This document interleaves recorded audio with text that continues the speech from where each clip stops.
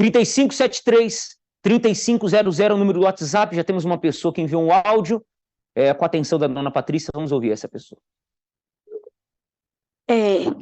A depressão entrou em mim e outras doenças, né? Transtorno, fobia, crise de ansiedade e transtorno emocional. E aí eu tomo os remédios, mas eu não sinto efeito de nada, só tristeza. Já tentei se tirar a vida 2 vezes, cortando os pulsos, tentei me jogar da ponte. E eu sinto muita tristeza. E já faz 10 anos que eu não se conformo porque perdi a minha mãe e ela morreu na minha frente. Aí, quando ela morreu na minha frente, no hospital, aí entrou essas doenças em mim, principalmente a depressão.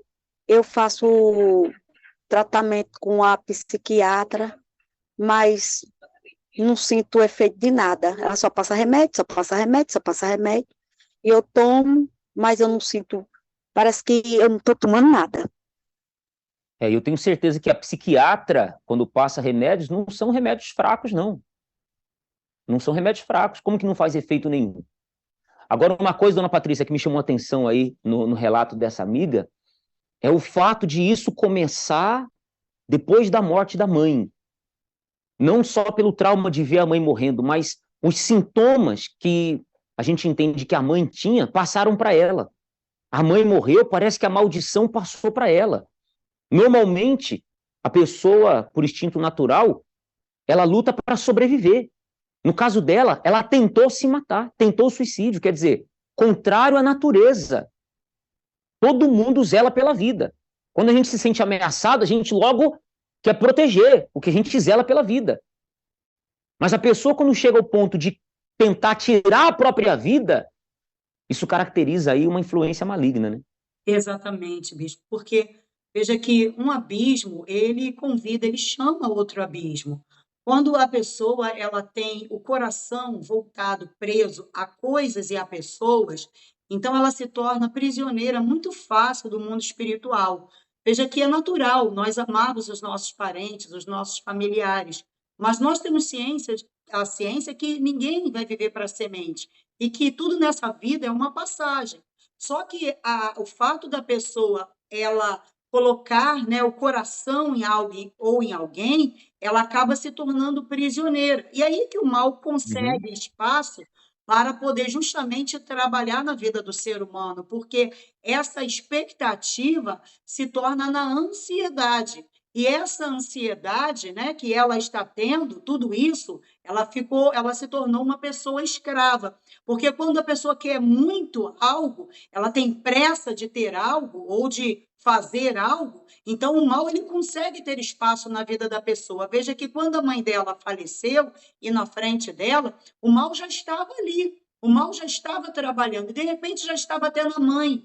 E quando a mãe partiu, só foi uma passagem que foi feita, né, de forma hereditária, da mãe para a filha, porque nós percebemos que nela existe, sim, a regência da energia, né, da força, da energia da natureza, ou melhor, da cachoeira. A senhora da cachoeira está agindo no emocional dela, aquela que se intitula mãe das emoções, mãe do apego, mãe da paixão. Então, veja que há a paixão é idolatria. Então, quando a pessoa tem esse apego, ela é prisioneira, ela fica refém. Por isso o espírito ele tem essa facilidade de trabalhar no campo emocional dela e por isso até mesmo fazer com que ela não enxergue a saída e queira até mesmo a morte.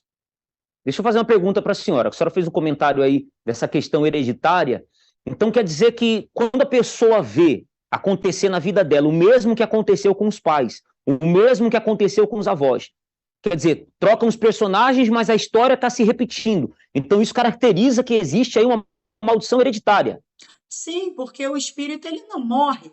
A partir do momento que foi aberto um portal para um familiar e aquela pessoa ela vem a óbito, automaticamente aquele portal ele foi aberto e aquele espírito ele está agindo naquela família. Então, ele vai atuar primeiramente naquela que ele foi enviado e depois ele vai passando para os seus descendentes com as mesmas obras. Por isso que a pessoa tem as mesmas doenças, os mesmos problemas sentimentais, os mesmos problemas financeiros, porque existe aí uma hierarquia espiritual, uma hereditariedade. Tá? Deixa eu falar aqui com as pessoas aqui, mais pertinho. Ei, você aí, olha aqui para mim. Não, solta um pouquinho o celular, olha aqui para mim. Desculpa bater assim na sua TV, mas você não está percebendo, não, que está acontecendo isso com você? Porque não é normal.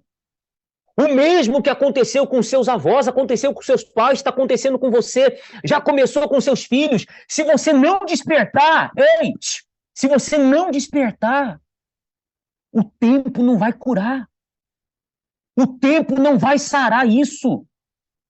Dona Patrícia, me confirma isso, por favor. Tempo faz maldição ser anulada? É só esperar que com o tempo se anula isso? Com certeza não. O tempo, no Pois é. ocultismo, ele também é um regente, né? No ocultismo, o tempo também é um regente, até recebe Só vai também aumentando. trabalhos. Então, quanto mais o tempo passa, mais forte fica aquele lodo, aquele miasma espiritual sobre a vida da pessoa. Aquela crosta de sujeira, de imundície, a tendência é aumentar. É como uma casa, o ser humano ele é uma casa. Se a pessoa todos os dias não trabalhar naquela casa, ou seja, fazer aquela faxina, limpar, né? Então aquilo ali, a tendência é aumentar a poeira, a sujeira, e aí tudo vai mal para a pessoa. Tá, vamos mostrar então como é que na sexta-feira nós realizamos o trabalho da limpeza espiritual. Porque se tem um lugar para quebrar a maldição, é aqui, no duelo dos deuses. Olhe para o altar. Do pânico ou tem desejo de suicídio. Você que tem uma doença incurável, uma dor, um vício. Olhe para o fogo, olhe para as chamas. Só olhe. O que tiver em oculto vai ser revelado agora.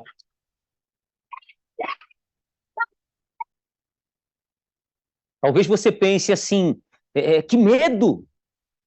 Como é que eu vou participar disso aí? Eu tenho medo. Você tem duas alternativas. Duas. Você não tem três, são apenas duas. Você está sob ataque espiritual. Você já percebeu que tem um mal desse, tem um espírito imundo que está destruindo a sua vida. Olha aqui para mim. Duas alternativas você tem. Ou aceitar e esperar para ver no que vai dar. E pelo andar da carruagem, você já está vendo no que vai dar. Você está vendo que vai dar em divórcio, que vai dar em falência. Você está vendo que vai dar em óbito. Você está vendo que vai dar em cadeia. Você está vendo que vai dar em separação, destruição. Então vamos fazer o seguinte, descarta de uma vez essa primeira opção. Aceitar não pode ser uma opção. Então você descartou a primeira opção, que é o aceitar. Então te sobrou mais uma única opção. É lutar.